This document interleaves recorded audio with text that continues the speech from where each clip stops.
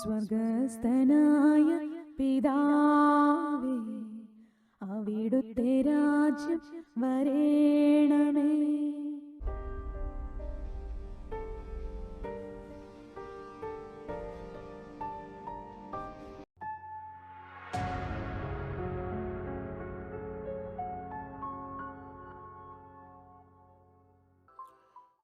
ക്രിസ്തുരാജൻ്റെ തിരുനാൾ നമ്മളോർത്തു.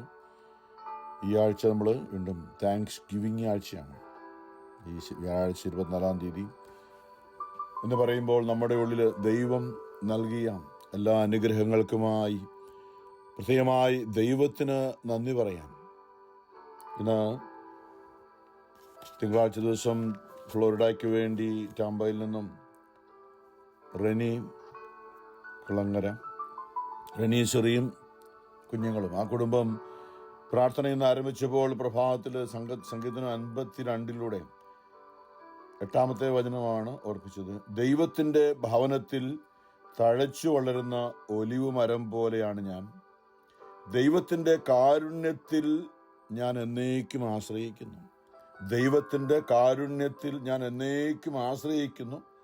അങ്ങ് നൽകിയ അനുഗ്രഹങ്ങളെ പ്രതി ഞാൻ എന്നേക്കും അവിടുത്തോട് നന്ദി പറയും.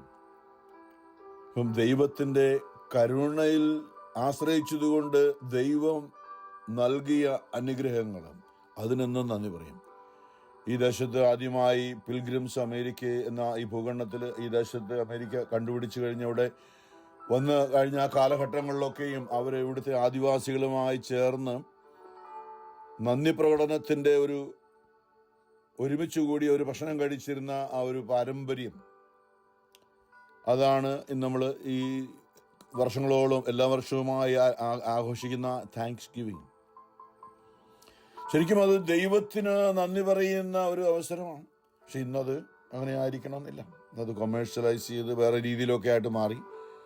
താങ്ക്സ് ഗിവിങ് ഡേ എന്ന് പറയുമ്പോൾ ടർക്കി ഡേ എന്നോ അല്ലെങ്കിൽ മറ്റുള്ള കാര്യങ്ങളൊക്കെ ആയിട്ട് അങ്ങനെ ആ ഒരു രീതിയിലേക്ക്. പക്ഷെ നമ്മൾ യഥാർത്ഥത്തിൽ അതിൻ്റെ ലക്ഷ്യം ദൈവം അവരെ ഈ ദേശത്ത് വന്ന് ഇവിടെ കുടിയേറാനും ഇവിടുത്തെ നന്മകളൊക്കെ ആസ്വദിക്കാനും ഫലഭൂയിഷ്ഠമായി മണ്ണിൽ വന്ന് അവർ ദൈവത്തിന് നന്ദി പറയാനും ദൈവത്തെ സ്വതന്ത്രമായി ആരാധിക്കാനുള്ള ഒരു ആഗ്രഹത്തോടെയാണ് അവർ ആദ്യമായി ഇങ്ങനെ അന്വേഷണത്തോടെ ഒരു പുതിയ ദേശം കണ്ടുപിടിച്ച് അന്വേഷിച്ചിറങ്ങിയത്. തീർച്ചയായിട്ടും പലപ്പോഴും നമ്മൾ കേട്ടിട്ടുണ്ട്, അമേരിക്കയിൽ വന്നപ്പോൾ ഇന്ത്യയാണെന്നാണ് ആദ്യം ധരിച്ചിരുന്നത്. ഇന്ത്യൻ റെഡ് ഇന്ത്യൻസ് എന്നൊക്കെ ആ പേര്. എന്താണെങ്കിലും നമ്മൾ ഇന്ന് ഒരു കാര്യം ചിന്തിക്കും, നമ്മൾ ഈ ദേശത്തായിരിക്കുമ്പോൾ തീർച്ചയായിട്ടും ദൈവം അമേരിക്കയിലെ ആദിവാസികളെ കണ്ട് അവർ ഇന്ത്യൻസ് എന്ന് വിളിച്ചെങ്കിൽ യഥാർത്ഥത്തിൽ നമ്മൾ ഇന്ത്യക്കാർ ഇന്ന് അമേരിക്കയിൽ വന്ന് ഇവിടെ നമ്മൾ ദൈവത്തിന് നന്ദി പറയാം.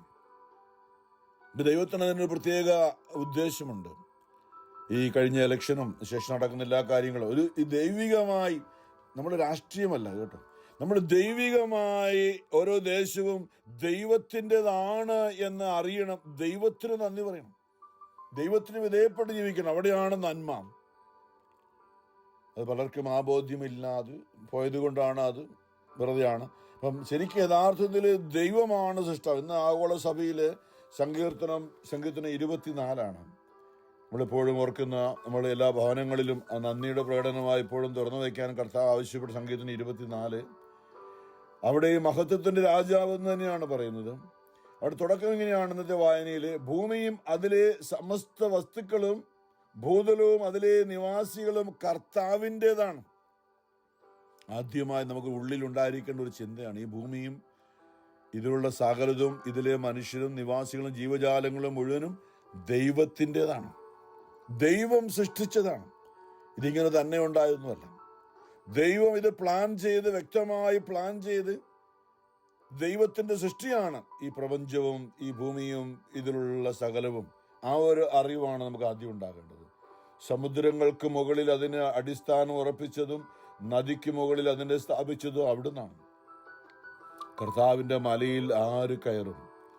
ഇതാണ് ഈ ദൈവം സ്ഥാപിച്ച ഈ ഭൂമിയിൽ നമ്മളായിരിക്കുമ്പോൾ കർത്താവിൻ്റെ മല എന്ന് പറയുമ്പോൾ ആത്മീയമായിട്ട് അതൊരു ഒരു ഫിസിക്കൽ മൗണ്ടൻ അല്ല, നേരെ മറിച്ച് നമ്മൾ വിശുദ്ധിയുടെ ഒരു മലയാണ്.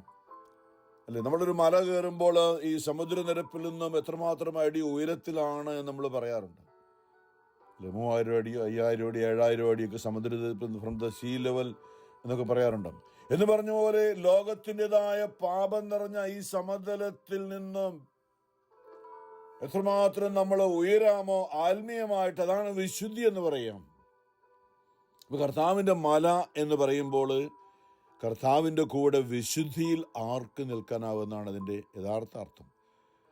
നമുക്കറിയാം, പലപ്പോഴും നമ്മൾ ബൈബിളിൽ പല സംഭവങ്ങളും പഴയ ദൈവത്തിലേക്ക് തന്നെ നോക്കിയാൽ മോശയെ ദൈവം സീനായ് മലയുടെ മുകളിലേക്ക് വിളിക്കുന്നതും അവിടെയാണ് 10 കൽപ്പനകൾ നൽകുന്നതും. അപ്പം മല എപ്പോഴും ദൈവ സാന്നിധ്യത്തിൻ്റെ പ്രതീകമാണ്.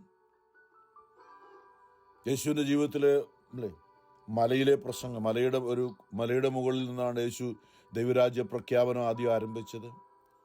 ഒത്തിരി കാര്യങ്ങളാണ്. ഈശോ ഒലിവ് മലയിൽ നിന്നാണ് ആരോഹണം ചെയ്തു പോയത്. അപ്പം നമ്മൾ ഈ മല എന്ന് പറയുന്നത് നമ്മളെ സംബന്ധിച്ചോളം അത് അറിയേണ്ടത് ഒരു മലയുടെ മുകളിൽ കയറുന്ന മെച്ചമാണെന്നുള്ളതല്ല. നേരെ മറിച്ച് നമ്മൾ ആത്മീയമായി പാപത്തിൻ്റെതായി അടിമത്തം ഈ താഴ്വരയിൽ നിന്നും ആത്മീയമായിട്ട് നമ്മൾ ഉയർന്ന ദൈവമായിരിക്കുന്ന ദൈവത്തിൻ്റെ ആ വിശുദ്ധിയുടെ തലത്തിലേക്ക് നമ്മൾ ഉയരണം. കർത്താവിൻ്റെ മലയിൽ ആര് കയറാൻ, അല്ലെങ്കിൽ അവിടുത്തോട് കൂടെ ആർക്ക് നിൽക്കാൻ പറ്റും? അവിടുത്തെ വിശുദ്ധ സ്ഥലത്ത് ആര് നിൽക്കും?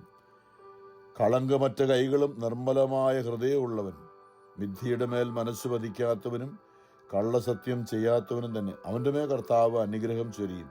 രക്ഷകനായ ദൈവം അവന് നീതി നടത്തി കൊടുക്കും. ഇപ്രകാരമുള്ളവരാണ് അവിടുത്തെ അന്വേഷിക്കുന്നവരുടെ തലമുറ. അവരാണ് യാക്കോബിൻ്റെ ദൈവത്തെ തേടുന്നത്. എന്ന് പറയുമ്പോൾ നമ്മുടെ ഉള്ളിൽ വിശുദ്ധി ഉണ്ടെങ്കിൽ, നമ്മുടെ ഉള്ളിൽ ദൈവസ്നേഹമുണ്ടെങ്കിൽ, നമുക്ക് യഥാർത്ഥത്തിൽ നമ്മുടെ ജീവിതം ഒരു നന്ദി പ്രകടനമായിരിക്കും. എന്നോർത്ത് നോക്കി, നമ്മളിപ്പോഴും താങ്ക്സ് ഗിവിങ് സെലിബ്രേറ്റ് ചെയ്യുമ്പോൾ എന്തെല്ലാം പ്രശ്നങ്ങളാണ് നമ്മളല്ലേ, എന്തെല്ലാം പരാതികളാണ് നമുക്കുള്ളത്. നമ്മൾ താങ്ക്സ് ഗിവിങ് എന്ന് പറയുമ്പോൾ എല്ലാവരും ഹാപ്പി താങ്ക്സ് ഗിവിങ് എന്ന് പറയും. പക്ഷേ നമുക്ക് റിയലി നമ്മളുടെ ഉള്ളിൽ ആ ഒരു നന്ദി പറയാനുള്ള അവസ്ഥയല്ല. പലതിനെക്കുറിച്ച് ഉത്കണ്ഠയും ആകുലതയും പലരെയും കുറിച്ച് അല്ലേ. ഇന്ന് പരിശുദ്ധാത്മാവ് തരുന്ന ഒരു ചിന്തതായിരുന്നു.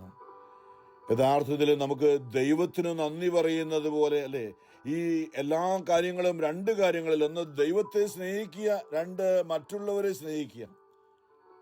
നമുക്ക് ഈ ഭൂമിയിൽ അനേകരുണ്ട്, നമ്മുടെ ബന്ധുക്കളായിട്ട്, നമ്മളെ അറിയുന്നവരായിട്ട്, സഹപ്രവർത്തകരായിട്ട്, ഇടവക, കുടുംബം, കൂട്ടായ്മ, നമ്മളിങ്ങനെ പോകുന്നു. അപ്പോൾ നമുക്ക് ഇന്ന് ആരെയെങ്കിലും ഓർത്ത് നന്ദി പറയാൻ ബുദ്ധിമുട്ടുണ്ടോ? നമ്മൾ ചിന്തിക്കണം. നേരെ മറിച്ച് നമുക്ക് എല്ലാവരെയും ഓർത്ത് ദൈവമേ നന്ദി അല്ലേ, അതാണ് യഥാർത്ഥത്തിൽ നമ്മുടെ പൂർണ്ണത. ദൈവത്തെയും മറ്റുള്ളവരെ സ്നേഹിക്കുക എന്നാണ് ദൈവം പറഞ്ഞത്. അപ്പൊ എല്ലാവരെയും ഓർത്ത് നന്ദി പറയാനും നമുക്ക് സാധിക്കണം. ചെറിയോർത്താൽ നന്ദി പറയുന്നത്, അവരെങ്ങനെ ഓർത്ത് നന്ദി പറയുന്നത്? അവരെനിക്ക് പ്രശ്നം ഉണ്ടാക്കിയവരാണ്, അവരിന്നും പ്രശ്നം ഉണ്ടാക്കിക്കൊണ്ടിരിക്കുന്നതാണ്. ജോലി സ്ഥലത്ത്, കുടുംബത്തിലും, സമൂഹത്തിലും, രാഷ്ട്രീയ തലത്തിലും. ഇത് മനസ്സിലാക്കേണ്ടതാണ്. നമ്മൾ എന്താ പറഞ്ഞ പോലെ നമ്മൾ ദൈവത്തോട് ചേർന്ന് നിൽക്കുമ്പോൾ അവിടെയാണ് അതിന് വ്യത്യാസം. നമ്മൾ ദൈവത്തോട് ചേർന്ന് നിൽക്കുകയാണെങ്കിൽ നമുക്ക് ആരും ഒരു പ്രതിബന്ധമല്ല. സംഗീതത്തിന് 27 കർത്താവ് എൻ്റെ പ്രകാശവും രക്ഷയുമാണ്, ഞാൻ ആരെ ഭയപ്പെടണം. കർത്താവിന് നന്ദി പറയാൻ എനിക്ക് സാധിക്കുന്നത് പോലെ തന്നെ എല്ലാ അവസ്ഥകളെയും, എല്ലാ മനുഷ്യരെയും, എല്ലാ സാഹചര്യങ്ങളെയും ഓർത്ത് നന്ദി പറയണം. കാരണം എന്താ? ഭൂമി മുതൽ സമസ്ത വസ്തുക്കളും ഭൂതലത്തിലെ സകല നിവാസികളും കർത്താവിൻ്റെതാണ്. ദൈവത്തിൻ്റെതല്ലാതെ, ദൈവത്തിൻ്റെ ശക്തിയുടെ കീഴിലല്ലാത്ത ഒന്നും ഈ ലോകത്തിലില്ല. ആ ഒരു അറിവിലേക്ക് വരുമ്പോൾ നമ്മൾ ഈ പൗലോസ് അപ്പസ്തോലനെയും കാണുന്നുണ്ടല്ലോ. അപ്പസ്തോലൻ 16 പലപ്പോഴും പൗലോസും ശീലാസും കൂടെ ഫിലിപ്പി എന്ന പ്രദേശത്ത് സുവിശേഷ പ്രഘോഷണം നടത്തുമ്പോൾ ഒരു പൈശാചിക ബന്ധത്തിലുള്ള ഒരു പെൺകുട്ടിയെ അതിൽ നിന്ന് മോചിപ്പിച്ച് അതിൽ നിന്ന് ലാഭം ഉണ്ടാക്കിയിരുന്ന അവരുടെ യജമാനന്മാർ കലാപം ഉണ്ടാക്കി പൗലോസിനെയും ശീലാസിനെയും ബന്ധിച്ച കാരാഗ്രഹത്തിലാക്കി അടിച്ച് ദേഹം മുഴുവനും ശിക്ഷ മുറിവെപ്പ് എടുത്തിട്ട് ആ ഒരു കാരാഗ്രഹത്തിൻ്റെ അടിത്തട്ടിലെ കൈയും കാലും ആമത്തിൽ നിലത്ത് ഇങ്ങനെ കയ്യിലും കാലും ആമത്തിൽ തറയോട് ചേർന്ന് ബന്ധിച്ചിങ്ങനെ കടത്തിയിരിക്കുകയാണ്. ദേഹം മുഴുവനും മുറിവാണ്, മരുന്നൊന്നും പുരട്ടിയിട്ടില്ല, നീറ്റിലാണ്, വേദനയാണ്. അപ്പൊ അവിടെ കിടന്നുകൊണ്ട് പൗലോസും ശീലാസും വേണമെങ്കിൽ പരാതി പറയായിരുന്നു. ദൈവത്തിന് വേണ്ടി പണിതിട്ടല്ല ഈ ഇതൊക്കെ കിട്ടിയത്. ദൈവത്തിന് വേണ്ടി സുവിശേഷം പറയാൻ പോയിട്ടില്ല ഇത് കിട്ടിയത്. ചുമ്മാ അടങ്ങിയിരുന്നെങ്കിൽ ഈ പ്രശ്നം ഉണ്ടാകത്തില്ലായിരുന്നു. അല്ലെങ്കിൽ അവര് നന്മ ചെയ്ത അടിമ പെൺകുട്ടിയുടെ ആ യജമാനൻ അവൻ എന്തൊരു മോശക്കാരനാണ്, അവനല്ലേ ഇത് ചെയ്തതെന്ന് വേണേൽ പറയാമായിരുന്നു. പക്ഷെ അവരെന്താ ചെയ്തു? നമുക്ക് അപ്പോസ്തലർ 14 നമ്മൾ വായിക്കുന്നുണ്ടല്ലോ. 31 വരുമ്പോൾ പൗലോസും ശീലാസും അർദ്ധരാത്രി അടുക്കുമ്പോൾ അവർ കീർത്തനം പാടി ദൈവത്തെ സ്തുതിച്ചുകൊണ്ടിരുന്നു. നമ്മുടെ താങ്ക്സ് ഗിവിങ് അങ്ങനെ ആകുവാണെങ്കിൽ യഥാർത്ഥത്തിൽ നമ്മൾ ഭാഗ്യവാന്മാരാണ് എന്ന് പറയുമ്പോൾ ഏത് സാഹചര്യവും ദൈവം അറിയുന്നു. ഏത് സാഹചര്യവും ദൈവത്തിന്റെ അറിവിലൂടെയാണ്. ദൈവം അതിന്റെ മുകളിൽ എല്ലാം ദൈവത്തിന്റെ ശക്തിയും ദൈവത്തിന്റെ അറിവോടും കൂടിയാണ് എല്ലാ കാര്യങ്ങളും നടക്കുന്നത്. അതുകൊണ്ട് തങ്ങളുടെ സഹനം ഓർത്തും ആ ബുദ്ധിമുട്ടുകളൊക്കെ ഓർത്ത് ഒരു പരാതിയില്ലാതെ താങ്ക് ഗിവിങ്, ദൈവത്തെ സ്തുതിച്ചുകൊണ്ട് ദൈവത്തിന് നന്ദി പറയണം. കീർത്തനം പാടി സങ്കീർത്തനങ്ങളൊക്കെ ആലപിച്ചുകൊണ്ട് ദൈവത്തിന് നന്ദി പറയുമ്പോൾ അവിടേക്കാണ് ഇസ്രായേലിന്റെ പരിശുദ്ധൻ അവരുടെ സ്തുതിയുടെ സിംഹാസനത്തിൽ ഉപവിഷ്ടനാണെന്ന് സങ്കീർത്തനം 22 പലപ്പോഴും നമ്മൾ ചിന്തിച്ച വചനമുണ്ടല്ലോ. അപ്പൊ ആര് ഏത് സാഹചര്യത്തിലുമായിട്ട് ദൈവത്തിന് നന്ദി പറയുമ്പോൾ മറ്റുള്ളവരെ ഓർത്ത്, ഇപ്പൊ നമ്മുടെ കുടുംബത്തിൽ അനേകം പ്രശ്നക്കാരുണ്ട്, അല്ലെങ്കിൽ നമ്മുടെ മക്കള് ദൈവവിശ്വാസമില്ല, അല്ലെങ്കിൽ നമ്മുടെ ജീവിത പങ്കാളി ശരിയല്ല, അല്ലെങ്കിൽ നമ്മുടെ ജോലി ശരിയല്ല, സമ്പത്ത് ശരിയല്ല എന്ന് പറയുമ്പോൾ നമ്മളെ അതിനെ ഓർത്ത് നമ്മളെ പരാതി പറയുന്നതിന് പകരം അതിനെ ഓർത്ത് ആ സഹനത്തെ ഓർത്ത് നമ്മൾ ദൈവത്തെ സ്തുതിക്കുമ്പോൾ അവിടേക്കാണ് ദൈവം ഇറങ്ങി വന്നുകൊണ്ട് അത് നന്മയാക്കി മാറ്റുന്നത്. എന്നാൽ സാത്താൻ നമ്മളുടെ മനസ്സിൽ പറയും, നമുക്ക് പ്രശ്നമുള്ളപ്പോൾ അല്ലേ നമ്മൾ സ്തുതിപ്പും പ്രാർത്ഥനയും കാണുമ്പോൾ പലരും കണ്ടുണ്ട്, അവർക്ക് വാ വിളിക്കാൻ പറ്റത്തില്ല, ഇങ്ങനെ വാ വിളിക്കത്തില്ല, ഇങ്ങനെ ഇരിക്കും. കാരണം അത് മനഃപൂർവ്വമല്ല. ഞാൻ പലപ്പോൾ ശ്രദ്ധിച്ചിട്ടുണ്ട്, ധ്യാനങ്ങളൊക്കെ നടക്കുമ്പോൾ എത്ര സ്തുതിക്കാൻ പറഞ്ഞാൽ എല്ലാവരും ആർത്തു പഠിച്ചു. കാരണം അത് അവരുടെ മനസ്സ് മുഴുവൻ മുറിവേറ്റിരിക്കുകയാണ്. ഈ ദൈവത്തിന് എങ്ങനെ ഞാൻ നന്ദി പറയുന്നു? ഈ ദൈവമാണ് എൻ്റെ ജീവിതത്തിലെ എല്ലാ കാര്യങ്ങളും ഇങ്ങനെ വരുത്തി വെച്ചത്. എനിക്കിത് എന്തെങ്കിലും ഇല്ലെങ്കിൽ അത് ദൈവം തരാത്തതാണ്. ഇങ്ങനെയാണ് ദൈവമാണ് ഇങ്ങനെ. ഉള്ളവരെ അവിടെയാണ് നമ്മൾ മനസ്സിലാവുക, ദൈവം തിന്മയല്ല. ദൈവത്തിൽ ഒരു തിന്മയുമില്ല. നമുക്ക് ദോഷമായിട്ടൊന്നും എൻ്റെ ദാതൻ എന്നോട് ചെയ്യില്ല എന്ന് കൊച്ചുകുന്ന് ഉപദേശിച്ച് പറയാൻ കാരണം ആ നല്ല ബോധ്യമാണ്. പൗലോസ് അപ്പോസ്തലൻ പറഞ്ഞു, നമ്മുടെ ദൈവത്തെക്കുറിച്ച് ആ ഒരു അറിവുകൊണ്ടാണ് എന്തു പ്രശ്നമാകട്ടെ എന്തു ആകട്ടെ അവിടെ യഥാർത്ഥ താങ്ക്സ് ഗിവിങ് അവിടെയാണ്. എൻ്റെ ദൈവം എനിക്ക് ദോഷമായിട്ടൊന്നും ചെയ്യില്ല. കാരണം ദൈവത്തിൽ തിന്മയില്ല, ദൈവത്തിൽ ദോഷമില്ല. ഞാൻ എത്ര വലിയ പാപിയാണെങ്കിലും, ഏറ്റവും വലിയ പാപിയാണെങ്കിലും ആ പാപത്തിന്റെ കാരണമായി എനിക്കൊരു തലവേദന പോലും വരാൻ ദൈവം ആഗ്രഹിക്കുന്നില്ല. നമ്മൾ ആ ഒരു അറിവിലേക്ക് വരണം. കാരണം ദൈവം യേശുക്രിസ്തു കാൽവരി കുരിശിൽ മനുഷ്യനായ ഭൂമിയിൽ വന്നുകൊണ്ട് നമ്മുടെ ഓരോ മനുഷ്യന്റെയും സകല പാപങ്ങളുടെ ഉത്തരവാദിത്വം അവന്റെ മേലെ കഴിഞ്ഞ് നമ്മൾ ചിന്തിച്ചിങ്ങനെയാണ്. അവൻ നമ്മളെ വിലയ്ക്ക് വാങ്ങിയപ്പോൾ നമ്മുടെ സകല പാപങ്ങളും നമ്മുടെ ശാപങ്ങളും നമ്മുടെ മേലുള്ളതെല്ലാം കൂടിയാണ് അവൻ വിലയ്ക്ക് വാങ്ങിയത്. ഒന്നും നമ്മുടേതായിട്ട് വെച്ചില്ല, എല്ലാം നമ്മളെയും അവൻ സ്വന്തമാക്കി. നമ്മുടെ പാപങ്ങളും ശാപങ്ങളും നമ്മുടെ വരാതെ എല്ലാ ശിക്ഷയും അവൻ്റെതാക്കി മാറ്റി. അവൻ കാൽവരിയിൽ അവിടെയാണ് ദൈവത്തെ നിരന്തരം സ്തുതിക്കാൻ. എൻ്റെ ദൈവമേ, നമ്മുടെ ജീവിതത്തിൽ എന്ത് സംഭവിച്ചു? പൗലോസ് അപ്പോസ്തലന്റെ ജീവിതത്തിലുണ്ടായ സംഭവം നമുക്കറിയാം. ആ 2 കൊരിന്തോസ് 12 അധ്യായത്തിൽ വലിയ ആത്മീയ അനുഭവങ്ങളും ദർശനങ്ങളും സ്വർഗത്തിന്റെ 3-ാം തട്ട് വരെ ഉയർത്തപ്പെട്ട അനുഭവങ്ങളൊക്കെ ഉണ്ടായി. അതിനുശേഷം അദ്ദേഹം ഇതൊക്കെ ഉണ്ടെങ്കിൽ പോലും എനിക്ക് കുറവുകളൊക്കെ ഉണ്ട്, എത്രമാത്രം ദൈവകൃപയൊക്കെ ഉണ്ട്. പക്ഷേ എന്നെ നിരന്തരം ശല്യപ്പെടുത്തുന്ന ഒരു പിശാചിന്റെ ദൂതൻ എന്നെ നിരന്തരം ശല്യപ്പെടുത്തുകയാണ്. ഞാൻ മടുത്തു. ഒത്തിരി ദൈവാനുഭവങ്ങളൊക്കെ ഉണ്ട്, പക്ഷേ ഈ ഒരു പ്രശ്നം എനിക്കുള്ളതാണ്. എന്താണെന്ന് പറയുന്നില്ല. ഒരു പിശാചിൻ ദൂതൻ തന്നെ നിരന്തരം ശല്യപ്പെടുന്നു. അതെന്നെ വിട്ടകലാൻ ഞാൻ കർത്താവിനോട്, നമ്മളെല്ലാം പറയുന്ന പോലെ ഈ പ്രശ്നമൊന്നും മാറിക്കിട്ടിയാൽ നമ്മൾ ധ്യാനം കൂടാൻ പോകുന്നില്ല. ഒന്നിനു പുറകെ ഒന്നായിട്ട് നമ്മൾ ആ ധ്യാനം കൂടിയിട്ട് പ്രശ്നം ശരിയായില്ല, അടുത്ത ധ്യാനത്തിന് പോയാൽ നല്ലതാണെന്ന് ആരോ പറഞ്ഞു കേട്ടു, അതുകൊണ്ട് അതിന് പോയേക്കാം. നമ്മൾ അതിന് പോയി, എന്നിട്ടും പ്രശ്നമാണ് 1, 2, 3 തവണ അല്ലെങ്കിൽ ഒരു കാലഘട്ടം പൗലോസ് അപ്പോസ്തലന്റെ ജീവിതത്തിൽ ആ പ്രശ്നം ഉണ്ടായിരുന്നു. അത് എത്ര പോയി പ്രാർത്ഥിച്ചിട്ടും എത്രമാത്രം ഇത്രയും ദൈവ കൃപയിലേക്കുന്ന സ്വർഗത്തിന്റെ 3-ാം തട്ട് വരെ കയറിയിട്ടും ആ പ്രശ്നം വിട്ടുപോയില്ല പൗലോസിന്റെ ജീവിതത്തിൽ നിന്നും. നമ്മളത് അറിയണം. നമ്മുടെയൊക്കെ ജീവിതത്തിൽ ചില പ്രശ്നങ്ങളുള്ളത് ദൈവം അനുവദിച്ചിരിക്കുന്നതാണ്. അതുകൊണ്ടാണ് നമ്മൾ നന്ദി പറയേണ്ടത്. കാരണം പലപ്പോഴും നമ്മളോർക്കുന്നത് ശിക്ഷിക്കാൻ അല്ല, ഇത് നന്മയ്ക്ക് വേണ്ടിയിട്ടാണ്. അപ്പോൾ പൗലോസിനോട് പറഞ്ഞ എന്താണ്? പൗലോസിനോട് യേശു പറയാണ്, സാരമില്ല, നിനക്ക് എൻ്റെ കൃപ മതി. നിന്റെ ബലഹീനത, നിന്റെ ഈ പ്രശ്നത്തിലാണ്, നിന്റെ ഈ സഹനത്തിലാണ് എൻ്റെ ശക്തി നിന്നിൽ പൂർണ്ണമായും പ്രകടമാകാൻ പോകുന്നത്. നോക്കണം, പൗലോസ് മാറണം, ഈ പ്രശ്നം മാറണം എന്ന് പറഞ്ഞാൽ ആ പ്രശ്നം പൗലോസിനോട് ഈശോ പറയാണ്, ഈ പ്രശ്നം ഉള്ളതുകൊണ്ടാണ് ഇപ്പോൾ നിനക്ക് എൻ്റെ കൃപ ലഭിച്ചുകൊണ്ടിരിക്കുന്നത്. കാരണം എന്താ? നിന്റെ ബലഹീനതയിലാണ്, നിന്റെ സഹനത്തിലാണ്, നിന്റെ കണ്ണീരിലാണ്, നിന്റെ വിലാപത്തിലാണ്, നിന്റെ കരച്ചിലാണ് ഞാൻ നിന്നോട് ചേർന്നിരിക്കുന്നത്. നിന്റെ സഹനത്തിലാണ് ഞാൻ എൻ്റെ ശക്തി നിന്നിൽ പ്രകടമാക്കാൻ പോകുന്നത്.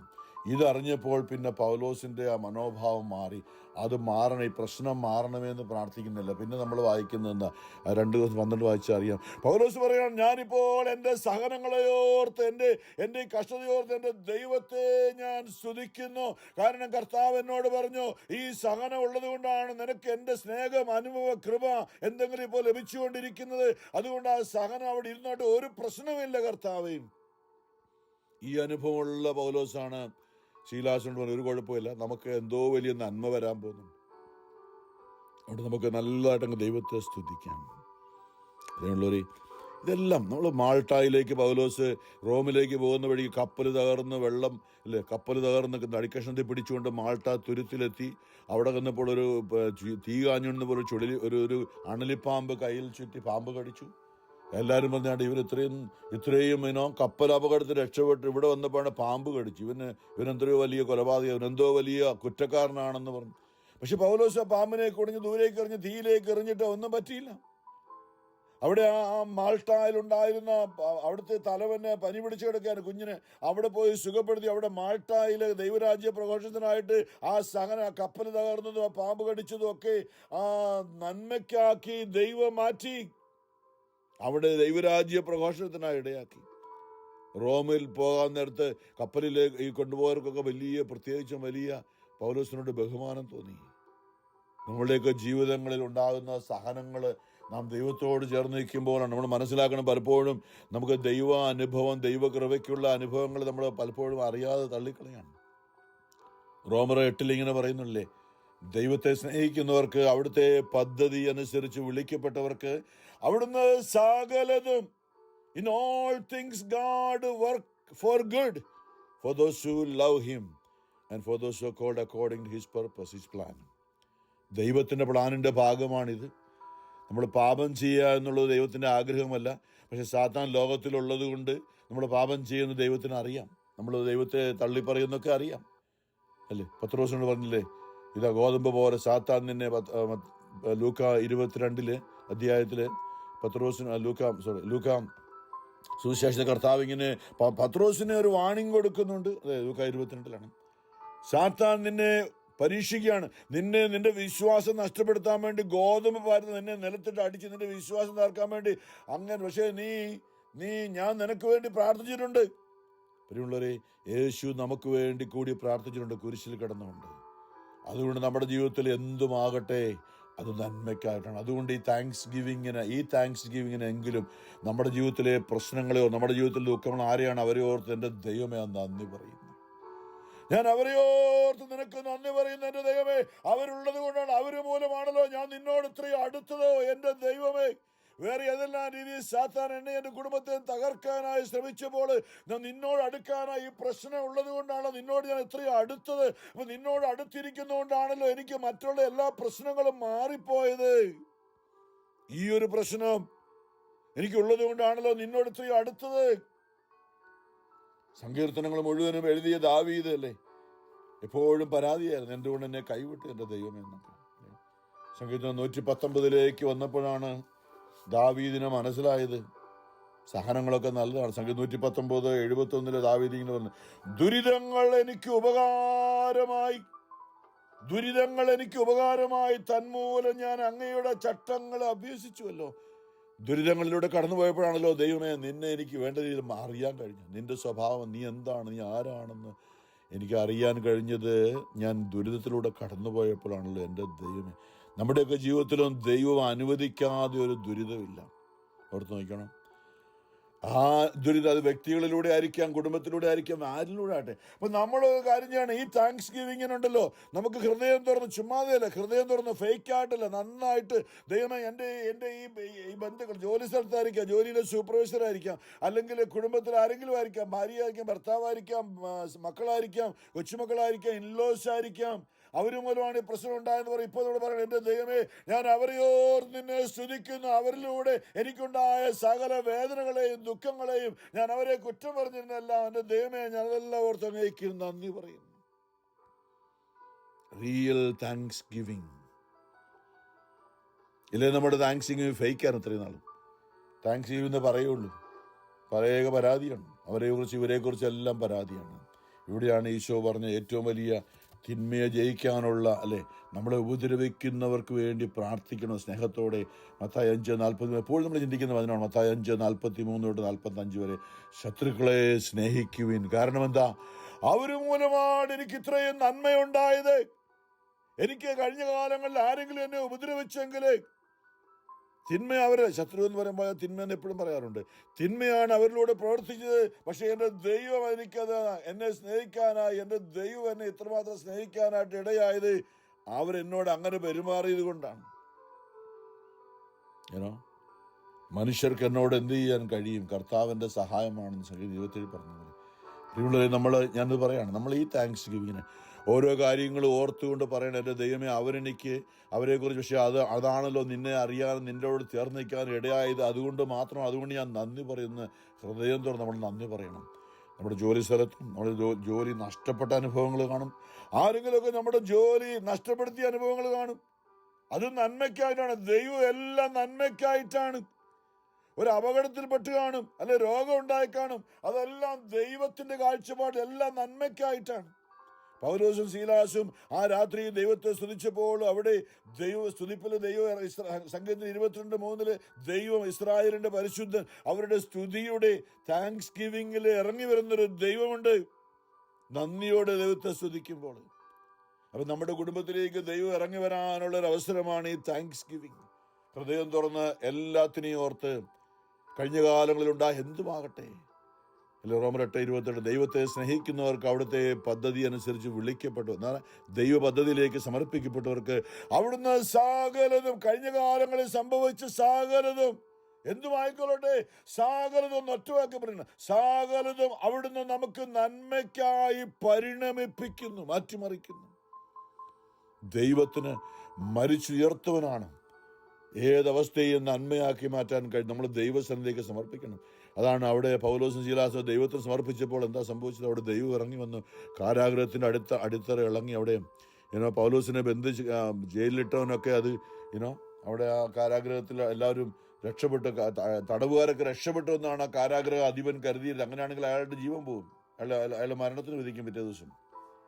എന്നാൽ ഈ ദൈവ സാന്നിധ്യം, പൗലോസും ദൈവത്തെ അവിടെ ദൈവസാന്നിധ്യം ഇറങ്ങി വന്നു കഴിഞ്ഞപ്പോൾ നമ്മൾ അറിയണം, നമ്മുടെ കുടുംബത്തിലേക്ക് ദൈവം ഇറങ്ങിയപ്പോൾ എത്ര മോശമായ അവസ്ഥയുള്ളവരായിരിക്കും, ഏത് വിശ്വാസമില്ലാതായിരിക്കും, പക്ഷെ അവിടെ ദൈവം പ്രവർത്തിക്കും. ഈ കാരാഗ്രഹത്തിൽ കിടന്നവർ ആരും ചാടിപ്പോയില്ല. നോർത്ത് നോക്കി, സാധാരണ ഒന്ന് ജയിലിന്റെ വാതിൽ പൊളിഞ്ഞു കിട്ടിയാൽ ചാടിപ്പോകാൻ നോക്കിയിരിക്കുന്നതാണ്. ആരും ചാടിപ്പോയില്ല. കാരണം എന്താ? അവിടെ ദൈവ ദൂതന്മാർ അവിടെ വലയം ചെയ്തു നിന്ന്. കാരണം എന്താ? അവരെല്ലാവരും, ഞാൻ പറയാം, അവരെല്ലാവരും യേശുവിനെ ആത്മാവിൽ നിറഞ്ഞു. പിന്നീട് ആ ജയിൽവാസികളും ജയിൽ വാർഡനും ഒക്കെ അവൻ ചോദിച്ചു രക്ഷപ്പെടാൻ, അല്ലയോ പൗലോസിനോട് ശീലാസിനോട്, പൗലോസിന് മുമ്പ് അടിച്ച് ഉപദ്രവിച്ച് കാരാഗ്രഹത്തിൽ ബന്ധിച്ചിട്ട് ആ മനുഷ്യൻ ഇപ്പോൾ നേരെ തിരിഞ്ഞു വന്ന് എന്താണ് പറഞ്ഞത്? പൗലോസിനെയും ചോദിക്കണം, യജമാനന്മാരെ, ഈ കാരാഗ്രഹ അധിപൻ ഇപ്പോൾ വിളിക്കണം, യജമാനന്മാരെ, രക്ഷപ്പെടാൻ ഞാൻ എന്തു ചെയ്യണം? അവിടെയാണ് നമ്മളിപ്പോൾ പുസ്തകം 16:31 കർത്താവായ യേശു ക്രിസ്തുവിൽ നീ വിശ്വസിക്കുക, നീയും നിന്റെ കുടുംബവും രക്ഷ പ്രാപിക്കും. അന്ന് തന്നെ, ആ ദിവസം തന്നെ അവന് പൗലോസിന്റെയും ശീലാസിന്റെയും മുറിവുകളൊക്കെ വെച്ച് കെട്ടി അവരെ ഭവനത്തിൽ വിരുന്നൊക്കെ കൊടുത്തിട്ട് അവനും കുടുംബവും ജ്ഞാനസ്നാനം സ്വീകരിച്ചു. അന്ന് തന്നെ ഈ തകർച്ച നന്മയാക്കി മാറ്റി ദൈവം. നമ്മൾ അറിയണം, ഏത് പ്രശ്നവും എന്തുമാകട്ടെ പറയും, നമ്മളത് വിശ്വസിക്കണം. എന്നിട്ട് നമ്മൾ നിരന്തരം ഒന്ന് പറഞ്ഞു ദൈവത്തിന് നന്ദി പറയും. ഇപ്പം നമ്മുടെ പരാതി പറയുന്നതൊക്കെ മാറ്റി വെച്ചിട്ട് ദൈവത്തിന് നന്ദി പറയും. നമ്മളെ പരീക്ഷിച്ച് നോക്ക്. ഞാനത് പറയുകയാണ്, ഒന്ന് പരീക്ഷിച്ച് നോക്ക്. ഈ കാര്യത്തിൽ ദൈവത്തെ ഒന്ന് പരീക്ഷിച്ചു. നമ്മൾ ആരെയും ഓർത്ത് പരാതി പറഞ്ഞിട്ട് അവരെ ഓർത്ത് ദൈവത്തെ ശ്രദ്ധിക്കുക. ദൈവമേ, അതുമൂലമാണല്ലോ ഈ പ്രശ്നം, എൻ്റെ സഹനം എനിക്ക് നന്മയാക്കി നീ മാറ്റുന്ന ദൈവമുള്ളത്, അല്ലേ? നമ്മൾ പലപ്പോഴും ചിന്തിച്ച ദാനിയേലിന്റെ പുസ്തകം 3-ാമത്തെ അധ്യായത്തിൽ ദാനിയേലിന്റെ 3 കൂട്ടുകാരെ തീജ്വാലയിലേക്ക് നെബൂഖദ്നേസർ രാജാവ് വലിച്ചെറിഞ്ഞു. അവർ വേണേൽ ഉരുകണ്ട, പക്ഷെ അവര് തീച്ചുളിയിലേക്ക് വീണപ്പോഴേ അവർ പറഞ്ഞു, ഞങ്ങളുടെ കുഴപ്പമാണത്, ഞങ്ങളുടെ പിതാക്കന്മാരും വഴി വന്ന സകലതും ഞങ്ങൾ വരുത്തിയത് മൂലമാണ് ഇങ്ങനെ സംഭവിച്ചത്. ദൈവമേ, നീ നല്ലവനാണ്, നീ ഞങ്ങൾക്ക് ദോഷമായിട്ട് ചെയ്യുന്നില്ല, ഞങ്ങളെ വിടുവിക്കാൻ നിനക്ക് കഴിവുണ്ട്, ഇല്ലെങ്കിൽ പോലും ഞങ്ങൾ നിന്നെ സ്തുതിക്കുന്നു പറഞ്ഞുകൊണ്ട് തീജ്വാലയുടെ നടുവിൽ ആ 3 യുവാക്കള് ദാനിയേലിന്റെ കൂട്ടുകാർ ദൈവത്തെ സ്തുതിക്കുമ്പോൾ അവിടെയും സങ്കീർത്തനം 22:3 നിറവേറി. അതായത് ഇസ്രായേലിന്റെ ദൈവം അവരുടെ സ്തുതിയുടെ സിംഹാസനത്തിൽ ഉപവിഷ്ടനായിരിക്കുന്നതാണ്. നമ്മൾ ആര് ദൈവത്തെ സ്തുതിക്കുന്നു അവിടെയാണ് സ്വർഗം. എവിടെ ആര് ദൈവത്തെ സ്തുതിക്കുന്നു അവിടേക്ക് ദൈവം ഇറങ്ങി വരികയാണ്. ദൈവത്തിന്റെ സിംഹാസനമാണ് ദൈവ സ്തുതിപ്പ്. ഹൃദയം തുറന്നുകൊണ്ട്, പരാതിയോടെയല്ല. 3 യുവാക്കളുടെ ആ തീജ്വാലയുടെ നടുവിലേക്ക് യേശുക്രിസ്തു തന്നെ ഇറങ്ങി വന്നു. നെബൂഖദ്നേസർ രാജാവ് പെടഞ്ഞെഴുതി, എന്താ നടക്കുന്നത്? അവരുടെ അവിടെ നൃത്തം ചെയ്തു. തീജ്വാലയുടെ നടുവിൽ അവർ ചാമ്പലാകുന്നുമില്ല, പൊള്ളുന്നുമില്ല. അവരുടെ ഇപ്പൊ ഇതാ 3 പേരിൽ അറിഞ്ഞത്, ഇപ്പൊ 4ാമത് ഒരുവൻ കൂടി അവിടേക്ക് ഇറങ്ങി വയ്ക്കുന്നത്. അവനെ കണ്ടാൽ ഒരു രാജകുമാരനെ പോലെ. ഇന്നലെ നമ്മൾ രാജാതിരാജനായ യേശുക്രിസ്തു, ആമേൻ, അവൻ ആ തീജ്വാലയുടെ നടുവിലേക്ക് ഇറങ്ങി വന്നു. അവിടെ എയർ കണ്ടീഷൻ റൂം പോലെ ആക്കി. ജോനായ മത്സ്യത്തിന്റെ വായിൽ നിന്നും വിടുവിച്ചവൻ, നമ്മളെ ഏത് അവസ്ഥയിൽ നിന്നും പുറത്തു കൊണ്ടുവരാൻ കഴിവുള്ളവൻ. ആമേൻ, ഹല്ലേലൂയ, കർത്താവായ യേശു ക്രിസ്തു. നമ്മൾ അവനെ സ്തുതിക്കണം. എന്ത് പ്രശ്നവുമാകട്ടെ, ഈ താങ്ക്സ് ഗിവിങ്ങിന് നമുക്ക് നന്ദി പറയാൻ പറ്റാത്തതായിട്ട് ആരും ഉണ്ടാകരുത്. നമ്മളൊന്ന് ലിസ്റ്റ് എടുത്ത് വെച്ച് നോക്കണം. എന്നിട്ട് എല്ലാവരും എടുത്ത്, എൻ്റെ ദൈവമേ, അവരെനിക്ക് അങ്ങനെ ചെയ്ത് ഇങ്ങനെ ചെയ്ത്, പക്ഷേ അതെല്ലാം ദൈവമേ നീ അറിയുന്നു, നീ അറിയാതെ എല്ലാം നന്മയ്ക്കായിട്ടാണ്. നമ്മുടെ കുടുംബത്തിലെ പ്രശ്നമായിരിക്കാം, പ്രാർത്ഥന, വിശ്വാസത്തിൽ എന്തോ ആട്ടെ, നമ്മൾ അവരെ ഓർത്തൊന്ന് നന്ദി പറഞ്ഞു നോക്കി. ആ കരങ്ങൾ ഉയർത്തി ദൈവത്തെ സ്തുതിക്കണം. അവരുടെ പേരൊക്കെ പറഞ്ഞു സ്തുതിച്ചു. അവിടെ ദൈവം പ്രവർത്തിക്കും, അവിടെ ദൈവം ഇറങ്ങി വരും, യാതൊരു സംശയമില്ല. കാരണം ദൈവവചനത്തിന് മാറ്റമില്ല. പ്രിയമുള്ളവരെ, ദൈവവചനത്തിന് മാറ്റമില്ല. എല്ലാത്തിനെയും ഓർത്ത് സ്തുതിക്കാം. നമ്മുടെ ജീവിതം ഇന്ന് ലൂക്കാ സുവിശേഷം പറഞ്ഞ ലൂക്കാ 21 വിധവയുടെ കാണിക്കാം. അവൻ ലൂക്കാ 21 തൊട്ടാണ് 5 വരെയുള്ള വചനങ്ങള്. അവൻ യേശു കണ്ണുകൾ ഉയർത്തി നോക്കിയപ്പോൾ ധനികർ ദേവാലയ ഭണ്ഡാരത്തിൽ നേർച്ചയിടുന്നത് കണ്ടു. ദരിദ്രയായ ഒരു വിധവ 2 ചെമ്പുതൊട്ടുകൾ ഇടുന്നതും അവൻ കണ്ടു. അവൻ പറഞ്ഞു, ദരിദ്രയായ ഈ വിധവ മറ്റെല്ലാവരെയും കൂടുതൽ നിക്ഷേപിച്ചിരിക്കുന്നു. സത്യമായി ഞാൻ നിങ്ങളോട് പറയുന്നു, എന്തെന്നാൽ അവരെല്ലാവരും തങ്ങളുടെ സമൃദ്ധിയിൽ നിന്ന് സംഭാവന ചെയ്തു. ഇവളാകട്ടെ തൻ്റെ ദാരിദ്ര്യത്തിൽ നിന്ന് ഉപജീവനത്തിനുള്ള വക മുഴുവനും നിക്ഷേപിച്ചിരിക്കുന്നു. ഇതിൽ പരം താങ്ക്സ് ഗിവിംഗ് ഉണ്ടോ? അവർക്ക് ആപ്പാടെ ഉണ്ടായിരുന്ന സമ്പാദ്യമാണ് 2 ചെമ്പുതൊട്ട്. എന്റെ ദൈവമേ, എന്റെ ജീവിതം ഇത്ര നാളും പള്ളിയിൽ വരുമ്പോൾ നേർച്ചയിടാനൊന്നും ആപ്പാടെ ഇതേ ഉള്ളൂ. ഇത് വേണം, ഇത് ഇട്ടാ പിന്നെ എനിക്ക് ബാക്കിയൊന്നുമില്ല. ദൈവത്തിൽ ആശ്രയിച്ചു.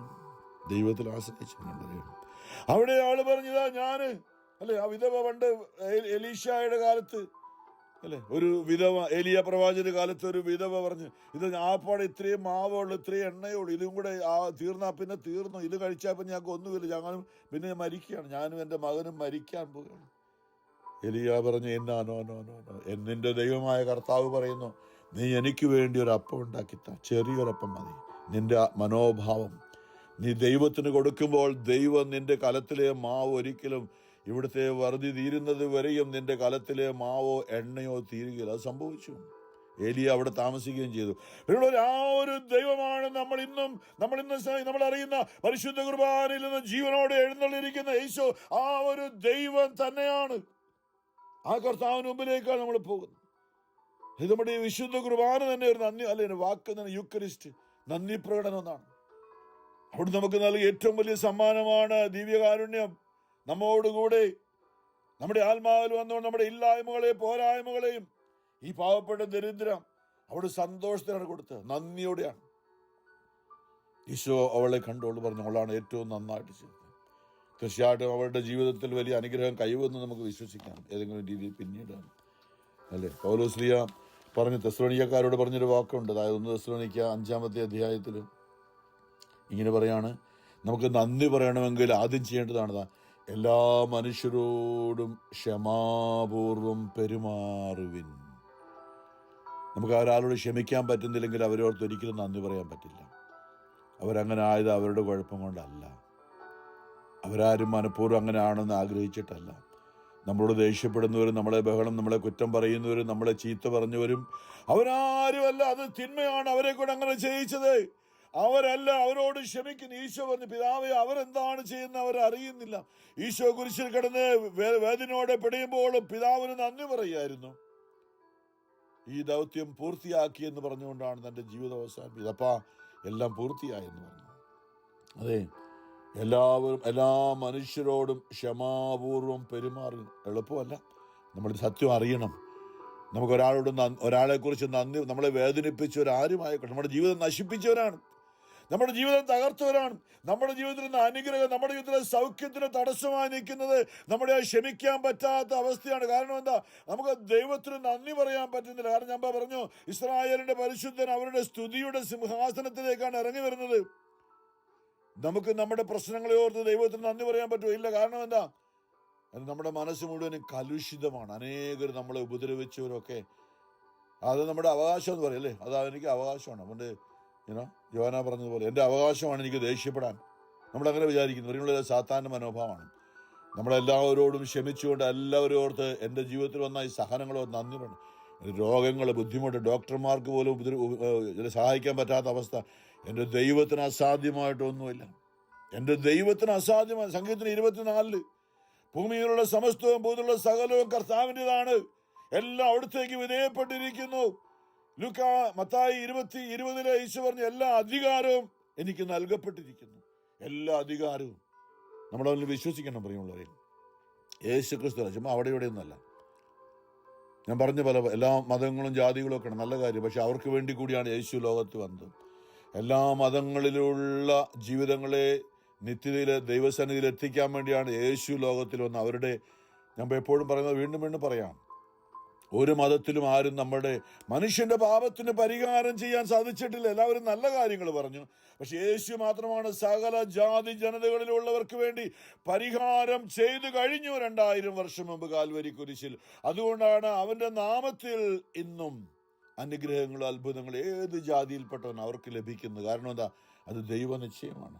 അതുകൊണ്ട് നമ്മൾ ഇത് എല്ലാ മനുഷ്യരോടും ദൈവം കരുണ കാണിച്ചവനാണ് യേശു കാൽവരിയിൽ. അതുകൊണ്ടാണ് എല്ലാ മനുഷ്യരോടും ക്ഷമാപൂർവം പെരുമാറുവിൻ, ആരും ആരോടും തിന്മയ്ക്കു പകരം തിന്മ ചെയ്യാതിരിക്കാനും തമ്മിലും എല്ലാവരോടും സദാ നന്മ ചെയ്യാനും ശ്രദ്ധിക്കുവിൻ.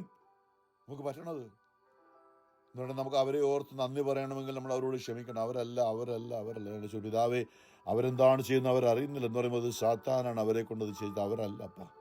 അവരല്ലിത് തിന്മയാണ് അവരെ കൊണ്ട് ചെയ്യിച്ചത്. കർത്താവെ, അവരെ അനുഗ്രഹിക്കണമേ. നിന്റെ പരിശുദ്ധാത്മാവുകൊണ്ട് അവരെ നിറയ്ക്കണം. ഈ സഹനം എനിക്ക് ഇത് നന്മയാക്കി നീ മാറ്റുമെന്ന് ഞാൻ അറിയുന്നു, വിശ്വസിക്കുന്നു. അപ്പം നമ്മുടെ ഉള്ളിൽ ആരെക്കുറിച്ചും താങ്ക്സ് ഗിവിങ്, എല്ലാവരെക്കുറിച്ചും നമുക്ക് നന്ദി പറയാൻ പറ്റണം. ചുമ്മാ ഒരു ചടങ്ങൊന്നുമല്ല ഇത്. അപ്പോൾ നമ്മളെ വേദനിപ്പിച്ചവരെ പ്രത്യേകിച്ചും എന്നിട്ട് പറയാണ്, എല്ലാവരോടും സദാ നന്മ ചെയ്യാനും ശ്രദ്ധിക്കുവിൻ എന്ന് പറഞ്ഞാൽ അവരെ അനുഗ്രഹിക്കണമേ. നമ്മളെ ഉപദ്രവിച്ചവർക്ക് വേണ്ടി, അതാണ് മത്തായി 5 ഈശോവർ, നിങ്ങളെ പീഡിപ്പിക്കുന്നവർക്ക് വേണ്ടി നിങ്ങൾ പ്രാർത്ഥിക്കുവിൻ, നിങ്ങളെ ശപിക്കുന്നവരെ ശപിക്കരുത്, അവരെ അനുഗ്രഹിക്കുവിൻ. അതെ, അതാണ് നമുക്ക് നന്ദി പറയാൻ. എൻ്റെ ദൈവമേ, എനിക്ക് പ്രശ്നമുണ്ട്, പക്ഷെ നീ എല്ലാം നന്മയാക്കി മാറ്റുന്ന ദൈവം. വീണ്ടും ഓർപ്പിക്കുകയാണ്, ഈ ഭൂമിയിൽ നമ്മൾ ഈ താങ്ക്സ് ഗിവിങ് 2024 നമ്മുടെ കുടുംബങ്ങൾക്ക്, രാജ്യത്തിനൊരു അനുഗ്രഹമായിരിക്കട്ടെ. പലതും തിന്മയായിരുന്നു, എന്നാൽ അത് ദൈവം നന്മയാക്കി മാറ്റാൻ കഴിവുള്ള. അതുകൊണ്ട് എല്ലാവരെയും ഓർത്ത്, എനിക്ക് ഉപദ്രവം ഉണ്ടാക്കി എൻ്റെ ജീവിതം നശിപ്പിച്ചവരൊക്കെ ഉണ്ട്, അവരെയൊക്കെ ഞാനോട് ദൈവമേ അങ്ങേക്ക് സമർപ്പിക്കുകയാണ്. അവരും നിന്റെ മക്കളാണ്. നീ അവർക്ക് വേണ്ടി കൂടി കാൽവരി കുരിശിൽ ബലിയായി, അവർക്ക് വേണ്ടി കൂടി കുരിശിൽ കിടന്ന് നീ പിടഞ്ഞതാണ് വേദനയോടെ.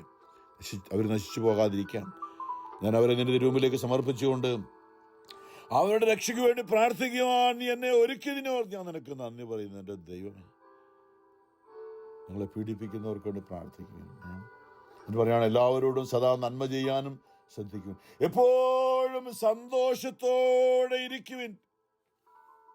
അപ്പോൾ അതിൻ്റെ പ്രതിഫലമാണ് നമ്മൾ മറ്റുള്ള എല്ലാവരോടും ക്ഷമിച്ച് എല്ലാവർക്കും നന്ദി പറയുമ്പോഴാണ് യഥാർത്ഥത്തിൽ നമുക്ക് സന്തോഷം, സമാധാനം നമ്മുടെ ഉള്ളിൽ വരും. എപ്പോഴും അല്ലെങ്കിൽ ഇങ്ങനെ പ്രശ്നമാണ്.